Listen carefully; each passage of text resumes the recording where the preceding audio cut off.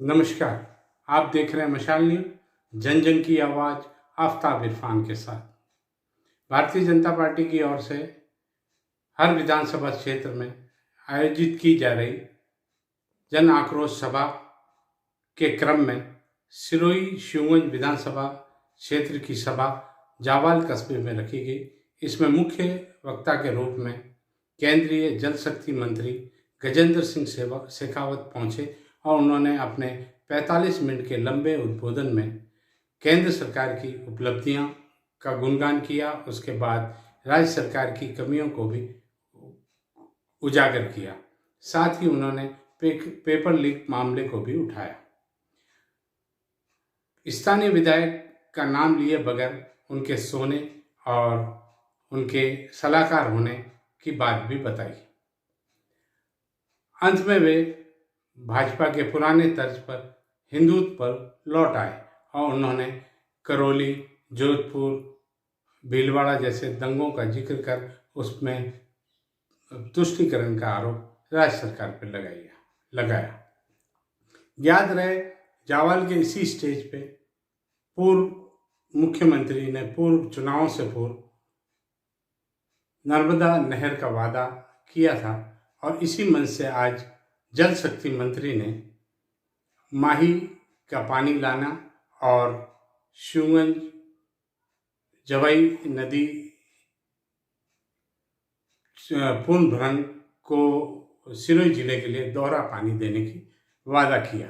आइए देखें क्या बोले जल शक्ति मंत्री गजेंद्र सिंह शेखावत। करौली में दंगा हुआ, भगवान राम का रामनवमी का जुलूस चल रहा था।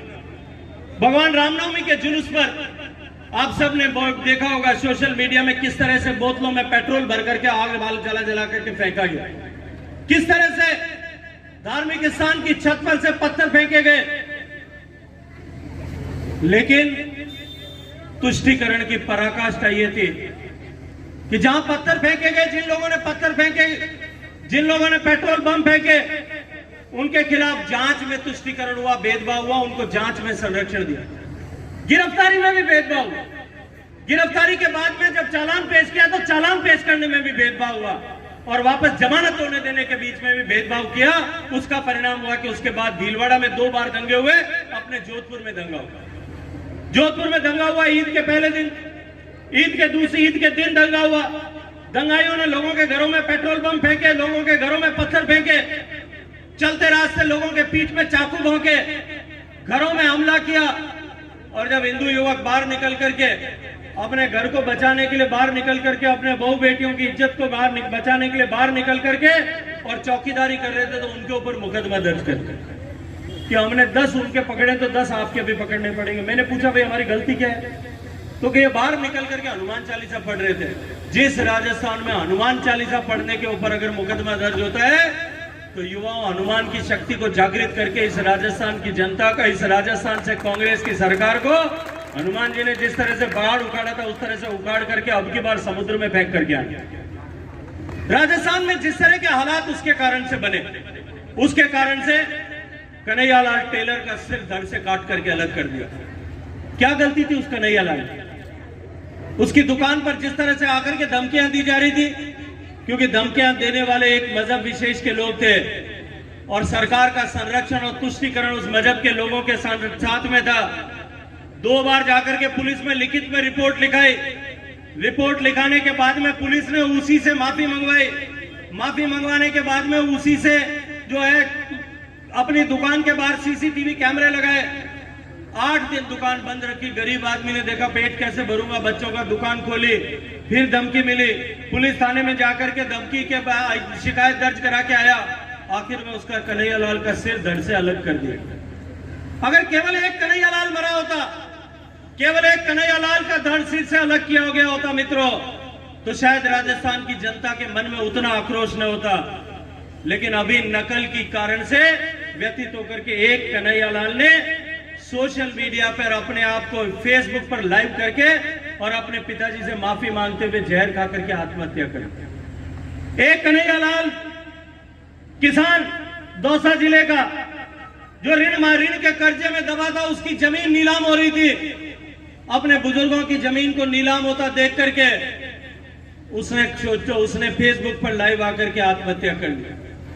3 कन्हैयालाल के बाद में चौथा कन्हैयालाल, भरतपुर के मंदिर का पुजारी कन्हैयालाल, वो बेचारा कन्हैयालाल मंदिर की जमीन को जमीन माफिया से बचाने के संघर्ष में उसका गला रेत करके हत्या कर दी गई। एक कानाराम जो पुलिस का सिपाही, बजरी माफिया को रोकने के लिए पुलिस का सिपाही अपने अधिकारी के साथ में गया, जेसीबी से कुचल करके उस कानाराम का, उस कन्हैयालाल का जो है वो हत्या करने का काम इस राजस्थान में। राजस्थान में अब कितने और कन्हैयालाल मारोगे अशोक जी? राजस्थान की जनता अब इसको स्वीकार नहीं करेगी। राजस्थान की जनता आक्रोशित है, राजस्थान की जनता आपसे नाराज है, आपके प्रति गुस्सा है। केवल इतना ही नहीं, जब भारतीय जनता पार्टी नीति सरकार 2013 से 18 तक थी, देश में मोदी जी की सरकार थी, प्रदेश में आदरणीय वसुंधरा जी की सरकार थी, डबल इंजन की सरकार राजस्थान में काम कर रही थी। और उस डबल इंजन की सरकार के चलते जितनी योजनाएं मोदी जी ने लागू की, चाहे आपका बैंक का खाता खोलने की योजना होगी, आपके हर घर में बिजली पहुंचाने की योजना होगी, आपके हर घर में शौचालय बनाने की योजना होगी, गरीब का घर बनाने की योजना होगी, किसान को किसान सम्मान निधि मिले उसकी योजना होगी, इन सारी योजनाओं, और मैं योजनाओं की बात तो आज विस्तार से नहीं करूंगा, योजनाओं की बात तो करनी हुई तो नारायण जी एक दिन अटे अपर अटे जागरण राख लो, अपर जागरण वेक नहीं बैठे 12 बजे तक भजन में उन कुण बैठे जिन्हें घर में नींद नहीं आवे, नहीं वे जार सब वो उठा भजन में बैठ रहा, वहां की सब घरे जार सो जाए, एक भी जाग तो नहीं रहा। 12 बजे बूढ़ा ठाडा डोकरा वे भजन में बैठे। हमारे मोदी जी की सरकारी योजना और जागरण एक दिन नारायण जी आप पर जो है भोपा जी दो ही राख ली और मने बुला लीजो, न तो मारे कोई जो है ढोलक चाहिए, न मंजीरा चाहिए, न पेटुआ चाहिए, न वो ऑर्गन चाहिए, न कोई ढोरगन चाहिए, की नहीं चाहिए। एक माइक लगा दीजो, मुंह हाथे जोधपुर आओ जन रास्ता में ज्ञान जिन लिया मैं 2 ही मिल और पूरी रात आप रे जागरण, रात 9 बजे उन्हें सुबह 6 बजे तक योजना और जागरण कर देना। और मेरी एक गारंटी है, मैं गारंटी के साथ में एक बात कहता हूं, उसमें मेरा कोई अभिमान नहीं है, मोदी जी की योजनाओं का जागरण करूंगा। 8 साल से लेकर के 80 साल तक एक भी आदमी रात को आंख नहीं झपका पाएगा और एक भी आदमी उठ करके नहीं जा पाएगा, क्योंकि हमने योजनाओं पर काम किया। लेकिन राजस्थान में जब वसुंधरा जी की सरकार थी, हम सारी योजनाओं के इंप्लीमेंटेशन में देश में पहले, दूसरे या तीसरे नंबर पर होते, सारी योजनाओं के इंप्लीमेंटेशन में पहले 3 पायदान पर होते। राजस्थान प्रगति के पैमाने पर राजस्थान सबसे अग्रणी प्रदेश हुआ करता था। आज राजस्थान के क्या हालात इस सरकार ने बना करके भेजे। अभी देवजी भाई ने चर्चा की, माननीय मोदी जी ने आप सबको उन योजनाओं के बाद में कहा कि हर घर तक पीने का पानी पहुंचना चाहिए। हर घर तक पीने का पानी और पहुंचाने के उद्देश्य से 3,60,000 करोड़ रुपए का बजट माननीय मोदी जी ने मुझे दिया। मैंने नियम बनाने का अधिकार मेरे पास था, नियम बनाने का अधिकार मेरे पास था, तो मैंने इस तरह के नियम बनाए कि सबसे ज्यादा पैसा राजस्थान को मिलना चाहिए। इन पिछले 3-4 साल में राजस्थान की सरकार को मैंने 27,000 करोड़ रुपए दिए और कहा कि हर घर तक पानी पीने का आप काम करना शुरू करिए। राजस्थान में 1 करोड़ 5 लाख घर है। 1 करोड़ 5 लाख घरों में से मैंने 95 लाख घरों की डीपीआर सैंक्शन करके, एसएलसीसी में सैंक्शन करके प्रोजेक्ट बना करके अनुमति दे दी। क्या आप टेंडर करो, टेंडर करके काम शुरू करो और हर घर तक पीने का पानी पहुंचा करके मेरी इन माताओं बहनों को पीने के पानी को ढोने के अभिशाप से मुक्त करो। क्योंकि मैं जानता हूं, मेरा जन्म जैसलमेर में हुआ है, मैंने देखा है अपने बचपन में माताओं बहनों को सिर पर मटका उठा करके 5-5 किलोमीटर पानी लेने के लिए जाते हुए देखा है। आप सिरोही की माताओं बहनों को 5 किलोमीटर नहीं जाना पड़ता होगा, 500 मीटर जाना पड़ता होगा। 5 किलोमीटर सुबह जाना है और 5 किलोमीटर वापस जाना है, शाम को फिर जाना है, शाम को फिर वापस आना। एक दिन में 20 किलोमीटर की यात्रा मेरी माताएं बहनें करती। उनके माथे पर से घड़े का अभिशाप उतारने का आशीर्वाद माननीय मोदी जी ने 3,60,000 करोड़ रुपए देकर के दिए। जब हमने काम प्रारंभ किया था, पूरे देश में केवल 16% घरों तक पानी जाता था, 3 करोड़ 23 लाख घर तक पानी जाता था। आज मैं गर्व के साथ में कह सकता हूं कि 3 साल पूरे हुए हैं और इस 3 साल में 16% का आंकड़ा जो है वो 56% हो गया है। 10 करोड़ 85 लाख घरों तक पीने का पानी पहुंच गया। आज हमने 7.5 करोड़ से ज्यादा माताओं बहनों के घर से उस मटके का बोझ उतारने में, मुक्त करने में हमने सफलता प्राप्त किया। उनका पुण्य और उनका आशीर्वाद आज हमारे साथ में खड़ा है। लेकिन जब मैं राजस्थान की तरफ देखता हूं, मारवाड़ी में एक कहावत वे ऑपरेट वेक नहीं वे मोरियो पगा हम देखे जन रोया वे ऑपरेट होवे कि नहीं होवे भी? हाँ बरोबर होवे। मैं जब राजस्थान की तरफ देखता हूं, वो राजस्थान जो भारतीय जनता पार्टी सरकार में 1 नंबर का प्रदेश होता था, 2 नंबर का प्रदेश होता था, आज वो राजस्थान इस पीने के पानी पहुंचाने की कवायद की दृष्टिकोण से अगर मैं देखूं तो है तो अभी भी 2 नंबर पे, पर वो 2 नंबर ऊपर से नहीं है, 32 प्रदेशों में काम चल रहा है, उसमें नीचे से 2 नंबर। 27,000 करोड़ एक सबसे ज्यादा पैसा देने के बाद में भी ये राजस्थान की निकम्मा नाकारा सरकार केवल 5,000 करोड़ रुपए खर्च कर पाई है, बाकी 22,000 करोड़ रुपए के बजट पर जो है कुंडली मार करके बैठे।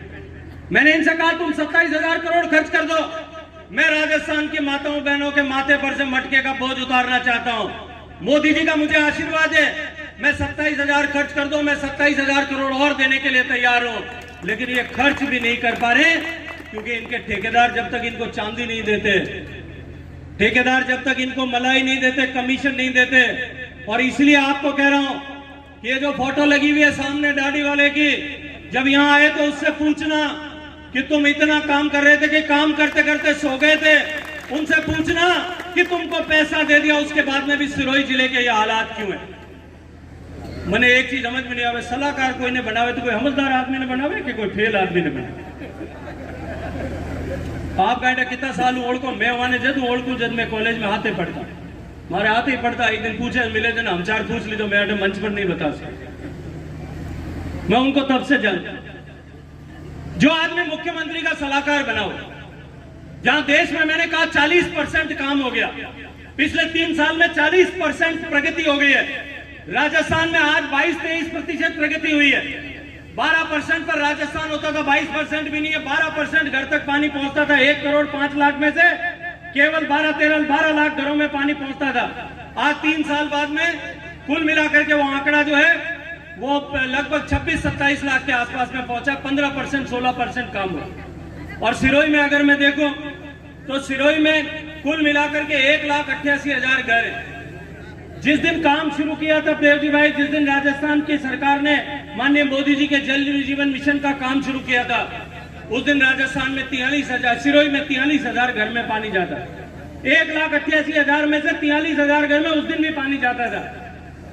मोदी जी की सरकार द्वारा पैसा देने के बावजूद भी आप सबको, अब सुनो हमारी बात, जाओ मत वहां से, उठो जाओ मत, अपनी बात ही कर रही हूं मैं। 18 यहाँ पे पैसा देने के बावजूद भी सैकड़ों करोड़ रुपए आपको देने, आपके पानी से, आपके माथे से घड़े का बोझ उतारने के लिए सैकड़ों करोड़ रुपए देने के बावजूद भी इस संयम लोढ़ा जी के सिरोही में जो मुख्यमंत्री के सलाहकार हैं, उसमें अब तक कुल मिलाकर के 20-22 हजार घर नए जुड़े जिनमें पीने का पानी पहुंचने लगा। देश में 40% काम हुआ, राजस्थान में 18% काम हुआ और सिरोही में जो है अभी 12% काम हुआ है। क्यों भाई? पूछो, जो 12% वाला फेलियर आदमी है वो अगर जिसका एडवाइजर होगा वो क्या निहाल करेगा।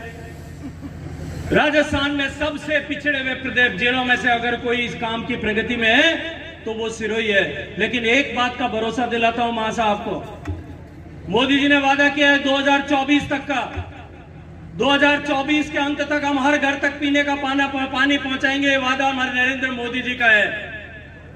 2023 में इनका राज जाने वाला है। दीवार पे लिखा हुआ, जैसे लिखा हुआ है सामने महाआक्रोश सभा, जन आक्रोश सभा, वैसे पढ़ सकता हूं कि ये राज जाने वाला है। अब 2023 में कब जाएगा? अभी ज्ञान जी कह रहे थे कि 2023 के दिसंबर का, अगली बार जब दिसंबर का अंत आएगा और जनवरी आएगी उससे पहले चला जाएगा। और मुझे अभी दिल्ली में एक दिन एक पत्रकार बता रहे थे, अभिषेक जी खड़े होंगे, कहीं उनका दोस्त है, वो मेरे को मिलने आया था। वो मेरे को कह रहा था कि भाई साहब राजस्थान में जो आपस में ठोकी थी रहे, मैंने लगे कि चुनाव थारो कर्नाटक के बेड़े हो जाते।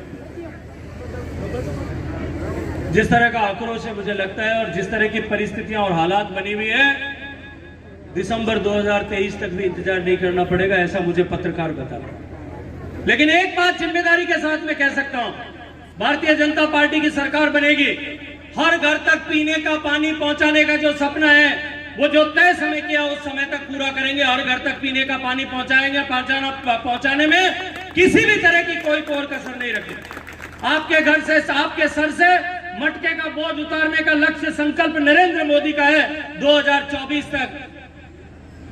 उस संकल्प को पूरा करेंगे और भरोसा रखिए कि मोदी है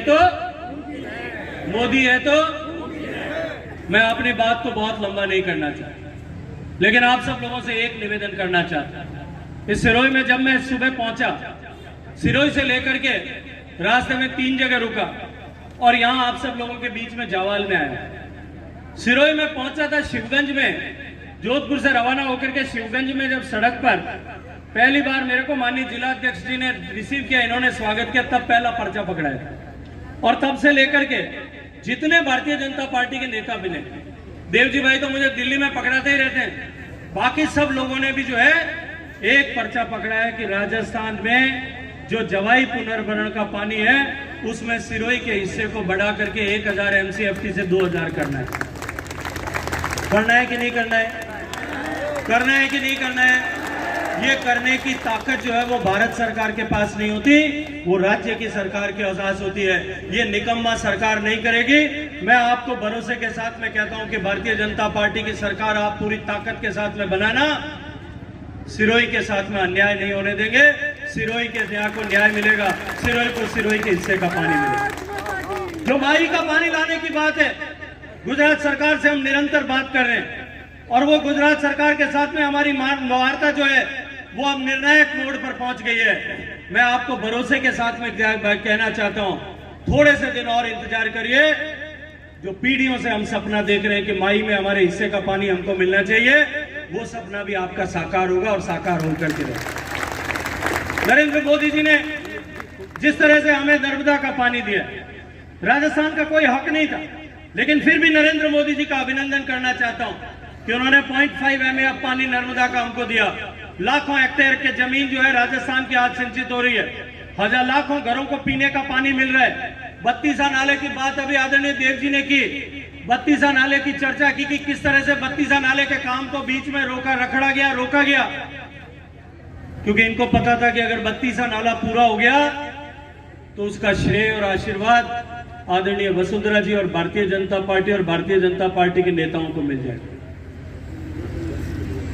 ये श्रेय लेने की होड़ में आप सब लोगों के साथ में जिस तरह का दुराचार, दुराभाव इस राजस्थान की सरकार ने किया, उसका बदला लेना है कि नहीं लेना है? बदला लेना है कि नहीं लेना है? जोर से बोलो, बदला लेना है कि नहीं लेना है? एक बात और आपसे पूछना चाहता हूं भाई, इन्होंने कहा, अभी इन्होंने घोषणा की, कहा कि हम सिलेंडर सस्ता कर दें। इससे पहले भी जितनी घोषणाएं की वो घोषणाएं अभी पूछे ढूंढ लेना कि कितनी घोषणाएं पूरी हुई। इन्होंने अभी घोषणा की कि हम मोबाइल देंगे, हर महिला को मोबाइल देंगे। मैंने एक बार बताओगे, हाथ खड़ा कर बताओ कितने लोगों के पास में मोबाइल है? यहाँ सब लोग हाथ खड़े करो भाई, जिसके पास में मोबाइल है वो हाथ खड़ा करो। सबके पास में यहाँ मोबाइल है, ऐसा कोई नहीं होगा जिसके पास में मोबाइल है। आज राजस्थान की सरकार के पास में आपको पीने का पानी देने का पैसा नहीं है। राजस्थान की सरकार को आपके इस बच्चे जिस स्कूल में पढ़ते हैं उस स्कूल में टीचर लगाने का पैसा नहीं है। राजस्थान में जो अंग्रेजी स्कूल खोले उन स्कूलों में अंग्रेजी का टीचर लगाने का पैसा इनके पास में नहीं है। राजस्थान में सिंचाई का पानी उनका ठीक से पहुंचे, उसकी नहरों का रिपेयर कराने का पैसा इनके पास में नहीं है। राजस्थान में चिरंजीवी का लाभ लोगों को मिल सके उसके लिए दवाइयों का भुगतान करने का पैसा इनके पास में नहीं है। प्राइवेट अस्पतालों का बिल भुगतान करने का पैसा इनके पास में नहीं है। और ये 12,500 करोड़ रुपए से मोबाइल का डब्बा आप लोगों को पकड़ाना चाहते हैं। आप जानते हैं क्यों पकड़ाना चाहते हैं? हर एक महिला को एक डब्बा देंगे जिसमें अशोक गहलोत साहब का फोटो लगेगा। मुझे अभी बंबई में पता लगा है कि इन्होंने जो मोबाइल खरीदने का जो कॉन्ट्रैक्ट किया है चाइना के ऐसी कंपनियां, भाई चाइना के साथ में हमारा झगड़ा है कि नहीं? चाइना के लोग, चाइना के सैनिक हमारे भारत की धरती पे कब्जा करने की कोशिश करते हैं कि नहीं करते? करते हैं कि नहीं करते? अभी आपने वीडियो देखा था कैसे मोदी जी की फौज ने उसको ठोक करके निकाला, देखा था कि नहीं देखा? कैसे निकाला था? डंडे दे दे करके निकाला। और डंडों के साथ में और भजन भी सुनाए थे, वो तो मैं बोल नहीं सकता। सुनाए थे कि नहीं सुनाए थे? आपने सुने कि नहीं सुने? उस चीन के बने हुए मोबाइल, आज हिंदुस्तान दुनिया का दूसरा सबसे बड़ा मैन्युफैक्चरर। हम दुनिया के आधे देशों में मोबाइल निर्यात करते हैं, चीन की कंपनियों के मोबाइल खरीदेंगे। ऐसे सारे मोबाइल जो मार्केट में बिकना बंद हो गए, जो खटारा हो गए, जो डब्बे बिके बिना बिके हुए फैक्ट्रियों के गोदाम में पड़े, डीलर के गोदाम में पड़े, मिट्टी जम गई है, उनको झाड़ फूंक करके अशोक जी का फोटो दे करके आपको लगाकर देने और उस 12,500 करोड़ रुपए के बजट में से 2,500 करोड़ रुपए अपनी जेब में रखने के लिए ये मोबाइल लाने का अभियान है।